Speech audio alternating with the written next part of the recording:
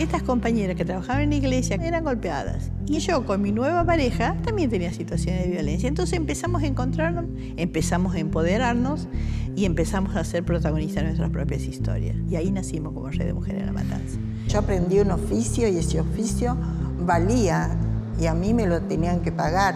Entonces mi lucha era que nosotros o teníamos que nuestro salario tenía que ser igual o más, menos no.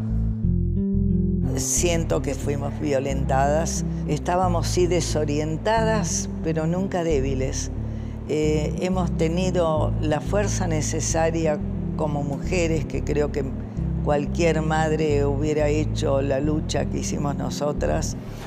A través de la historia, cientos de mujeres luchadoras fueron invisibilizadas. Mujeres que pelearon por sus derechos, que se organizaron con otras mujeres, que resistieron y se convirtieron en protagonistas de su propia vida. En la militancia de cada una de ellas, en cada una de sus conquistas, hay una historia de género.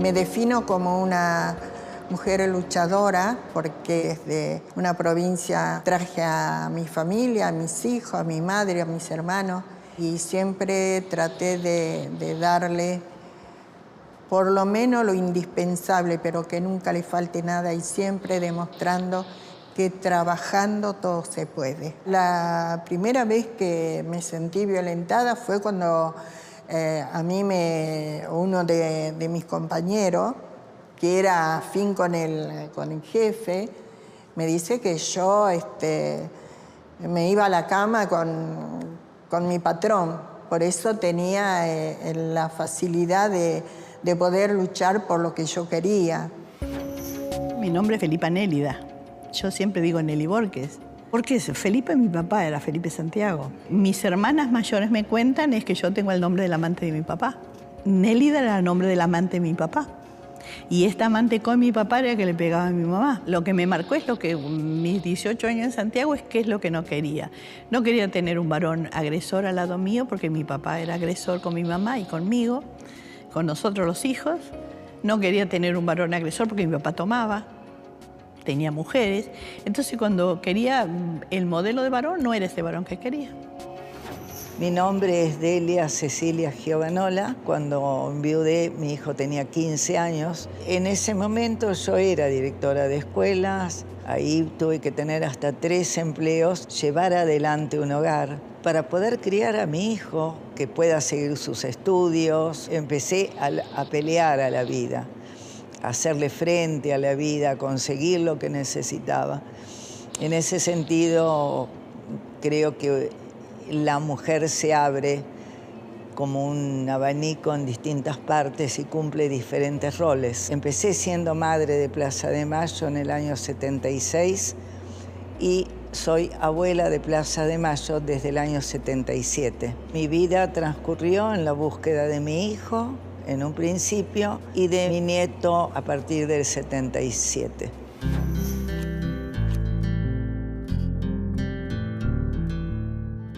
La violencia contra las mujeres hunde sus raíces en el fondo de los tiempos, tiene una manifestación diferente según las sociedades, etcétera, pero es sempiterna. Es decir, llega desde el fondo de los tiempos hasta nuestros días. Y tiene que ver, obviamente, con la enorme disposición de poder con que ha contado el patriarcado, los varones en general, y el sometimiento de todo orden, desde el simbólico al físico, padecido por las mujeres a lo largo de las épocas, y que todavía tiene una enorme preeminencia en todas las sociedades del mundo. No hay ninguna sociedad en el mundo que viva fuera de la experiencia de violencia contra las mujeres. Yo vine a los 18 años acá a Buenos Aires. Una persona del interior llega con sueños, me enamoré, militantes los dos, geminianos los dos, mucho tiempo. Fue muy bueno mientras duró. Yo había dicho que no quería una persona que tomara, apareció que tomaba. Y lo que era tan bueno no era tan bueno.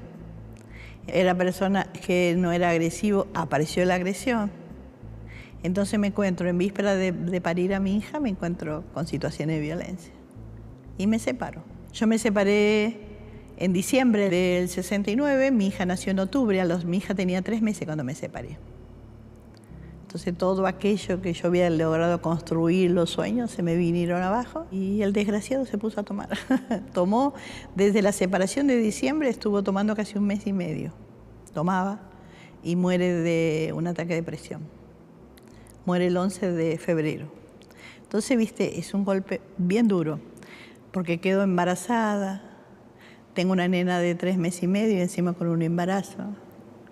Y todo lo que vos querías soñar con mis 23 años, bueno, de golpe, ¡tum!, te venís abajo. Y bueno, y ahí volvés a empezar de vuelta, es volver a empezar. Yo me doy cuenta de la diferencia de trabajo. Estoy hablando en el sector tejeduría, que es donde yo siempre me desempeñé. En el salario, ¿no? Que nosotras, la colocadora de peine, era lo más bajo que había y el tejedor era como lo máximo. Y ahí es donde yo hago la comparación de la tarea nuestra como colocadora y del tejedor, sin desmerecer, ¿no? Había una igualdad en el trabajo de ellos con el nuestro. Y ahí empecé con la pelea, con la tarea de que el salario de nuestro como colocadora se pusiera a la altura del tejedor. Y ahí es donde yo empiezo a transitar lo que es el sindicalismo, cosa que no fue lecho de rosa tampoco, ¿no? En el momento de la desaparición de Jorge y Estela, ellos tenían una nena de 3 años que cuando invaden el departamento de ellos, la nena queda solita durmiendo en la cuna. El Ministerio de Interior nos contestaban con evasivas, aseguraban directamente de que los hijos estaban paseando en Europa. En mi caso, le respondía, ¿cómo puede ser posible que esté paseando por Europa y dejan a la nena de 3 años durmiendo solita en la cuna? Era descabellado hasta de pensarlo. Y nos contestaban un disparate, como que los hijos se están divirtiendo en Europa y nosotros dando la vuelta a la plaza. Era una burla. Usted se da cuenta, es una chiquilina. Recién está en la secundaria. Bueno, señora, tranquilícese. Y esperemos que no se la hayan llevado sus propios compañeros. Oficial, ¿cómo? ¿No escuchó que todo el barrio vio el operativo? ¿Cómo piensa que podemos ser tan idiotas? Señor, no me falte el respeto. Y baje el tono de voz. Muy bien. El hecho de que nos denominaran las locas de la Plaza de Mayo, eso es una burla al dolor, a lo que estábamos padeciendo, y era un poco como despectivo el referirse a nosotros como las locas de la Plaza de Mayo. Cuando se crean los estados nuevos, la modernidad, digamos, la nueva conceptualización que aparece de los estados más democráticos y que se va constituyendo, y sobre el reconocimiento de los derechos universales de los seres humanos, sin embargo, aparece una paradoja grandísima. El 50% de esta humanidad es excluida del ejercicio efectivo de estos derechos humanos. Siempre decía a las compañeras, nuestro lugar de trabajo es sagrado. No permitamos que nadie nos haga un comentario fuera de lugar.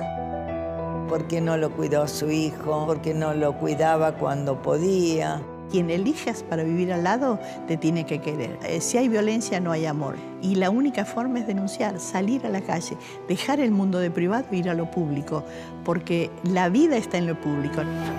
Violencia doméstica, violencia laboral, violencia institucional. Son algunas de las formas en las que se expresa la violencia de género que viven muchas mujeres. La lucha individual de cada una de ellas fortalece la lucha colectiva y potencia el compromiso de eliminar la discriminación hacia las mujeres. A mediados del siglo XX, un hecho cambió sustancialmente la historia de los derechos de las mujeres. Con el impulso de Eva Perón, se sancionó en 1947 la Ley 13.010, que permitió por primera vez en nuestra historia el voto femenino. Además, la Constitución de 1949 fijó la igualdad jurídica en el matrimonio y en la patria potestad. Pero estos logros fueron derogados por el golpe de Estado de 1955. Como sucedió más tarde con otras dictaduras, no solo se violaron derechos civiles y sociales de la población, sino que arremetieron también contra las conquistas obtenidas por las luchas de las mujeres. Yo era una madre soltera, con un embarazo que era mal visto. Yo estaba deprimida, me había intentado suicidar por tercera vez y fui a parar al hospital Ramón Mejía. En ese momento en todos los hospitales había monjas que vivían dentro de los hospitales, cuidaban, hacían ese trabajo. Y viene la monja y me dijo, bueno, te tenés que levantar porque te voy a cambiar las sábanas. Ella se lleva la sábana y se va. Digo, bueno, ya va a volver con sábanas nuevas. Y cuando viene la monja me dice, no, vos el médico te dio el alta, me dice. Pero yo no tengo dónde ir. Dice, no.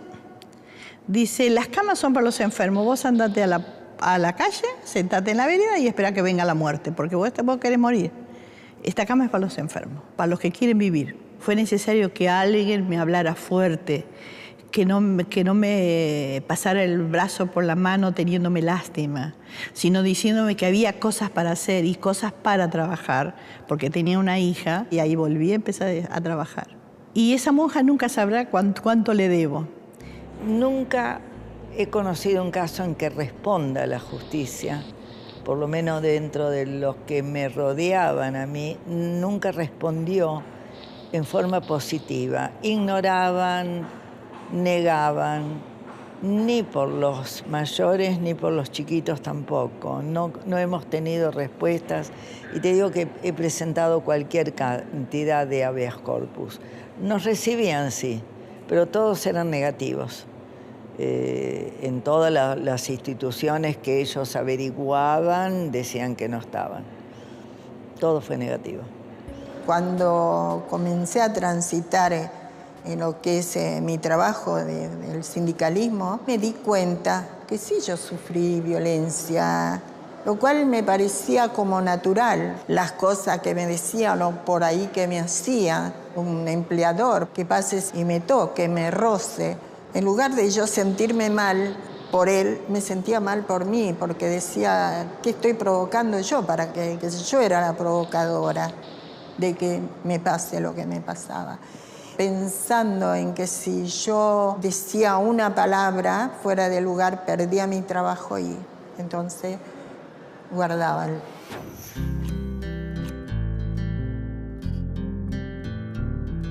El trabajo femenino nunca gozó de alta legitimidad por parte de ningún sector social en la Argentina. Hay algunas circunstancias muy dramáticas de ese trabajo. Las obreras textiles, que trabajan en condiciones deplorables. Debemos recordar que se llegaba muy joven, en general en cantidad de soltera.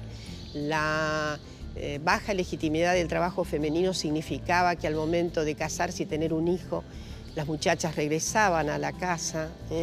Entonces, las curvas de participación de las mujeres en la vida fabril, particularmente, son curvas que descienden abruptamente en el momento de los años de mayor fertilidad.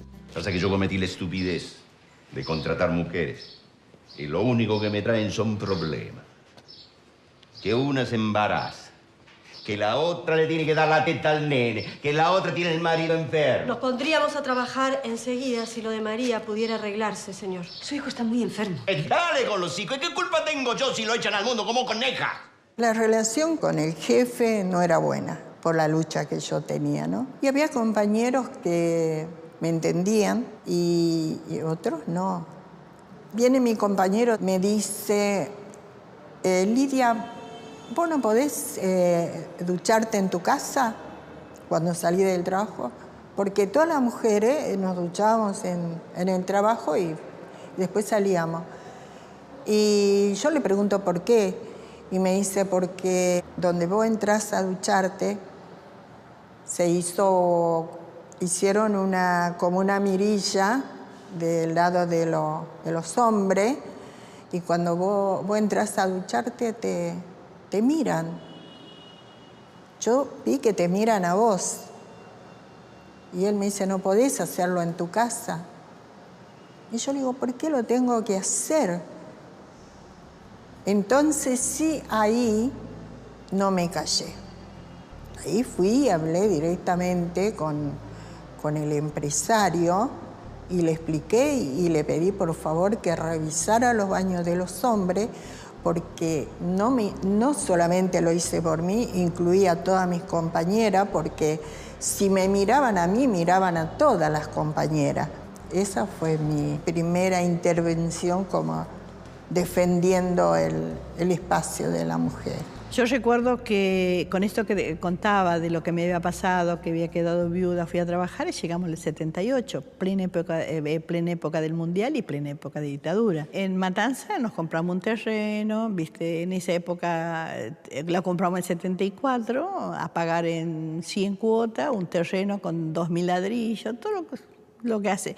Fuimos armando el conurbano. Un día hay una asamblea en una sociedad de fomento y te estoy hablando de que ya entraba, por suerte, se fueron los militares, viene la época de la democracia, y en ese momento el único lugar que uno iba a misa.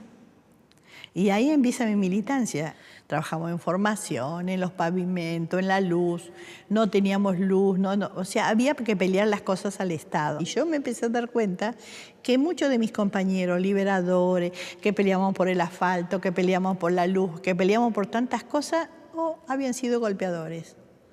Porque estas compañeras que trabajaban en la iglesia, que eran ministros de la Eucaristía, que eran de Legión de María, que eran mamás catequistas, empezamos a contarnos, eran golpeadas. Y ahí empezamos a trabajar, empezamos a empoderarnos y empezamos a ser protagonistas de nuestras propias historias. Y ahí nacimos como Red de Mujeres en la Matanza. Y ahí empezamos a trabajar con la perspectiva de género. Al principio me negué, digo, ¿qué vamos a hacer? Fui muy escéptica.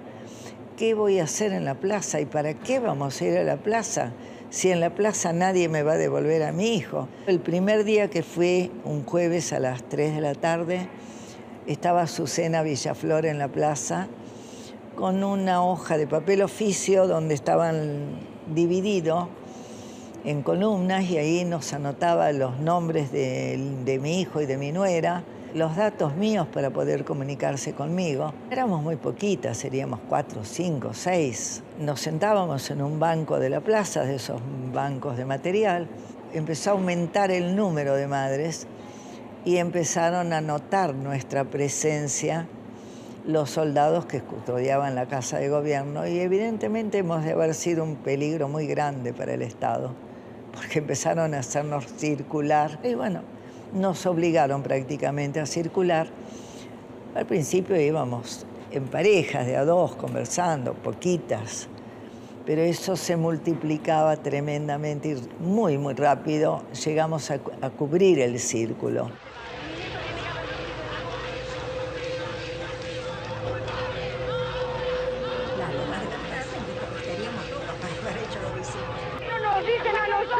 Si están vivos, si están muertos. ¿Por qué no nos dicen? Si le buscamos eso nada más. Cuando resistimos, cuando se torna pública nuestra posición personal, a esto lo llamamos, obviamente, un acto político.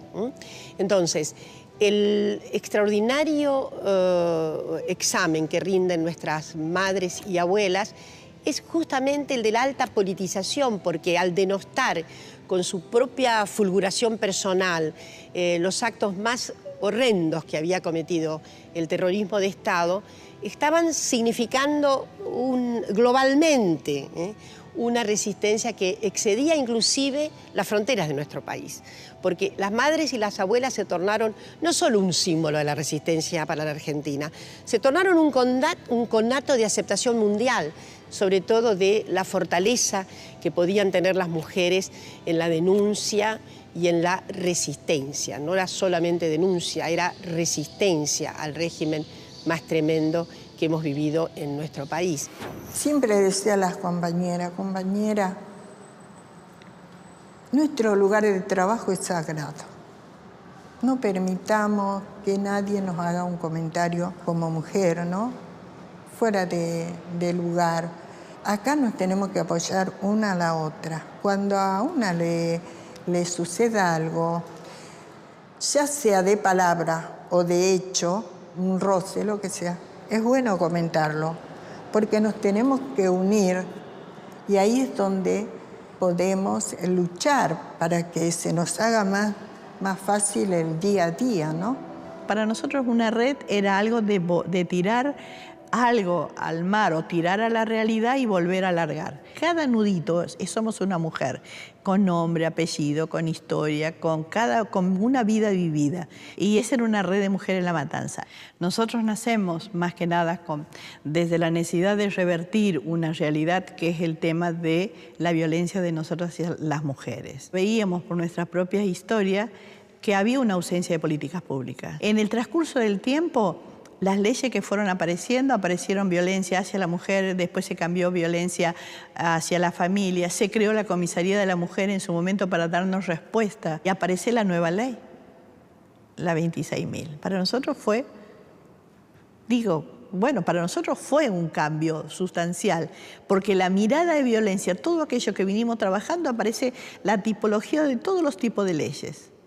De violencia, aparece el tema de la violencia simbólica, la violencia en los medios, la violencia obstétrica, todo aquello que nosotros decíamos que existía aparece ahí. El tema es cómo me llega la ley a mis manos, cómo esa mujer puede saber que esa ley existe. Bueno, para eso estamos las organizaciones. La ley 26.485, que es una ley muy importante, todas las dimensiones del Estado, todas las instituciones del Estado participan igualmente en el control más eficaz para evitar, controlar y denunciar la violencia que se ejerce contra las mujeres.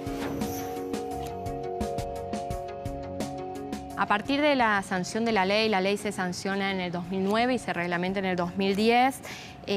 Los cambios, que se dieron son, por un lado, cambios a nivel cualitativos y por otro lado, un cambio de paradigma muy grande. Ya la ley en sí implica un cambio de paradigma, ya la ley en sí implica otra forma de ver el tema de la violencia contra las mujeres. La línea 144 es una línea de asesoramiento, de contención e información que atiende en forma gratuita los 365 días del año, las 24 horas. Esto es importante porque sabemos que también a las mujeres les está llegando respuestas en función de las situaciones que están atravesando. Creo que lo que hace que tal vez ahora pueda poder determinar desde esas mariposas que uno tiene en el estómago, por la experiencia de haber sido una mujer golpeada o haber estado en la lona, bien abajo, saber que se puede salir. Entonces, esta experiencia mía, que no es de las mejores, pero tiene que ver con sobrevivencia, uno puede transmitirla y multiplicarla como una experiencia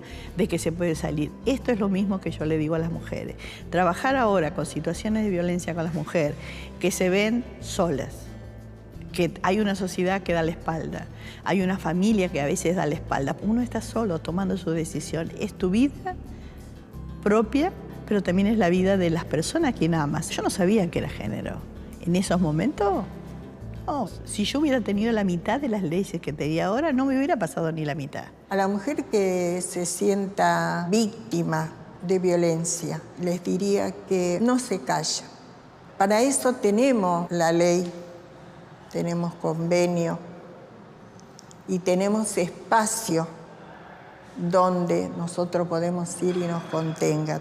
No solamente hablo como sindicalista, hablo como mujer trabajadora, como mujer que transitó todas las etapas de violencia, todas.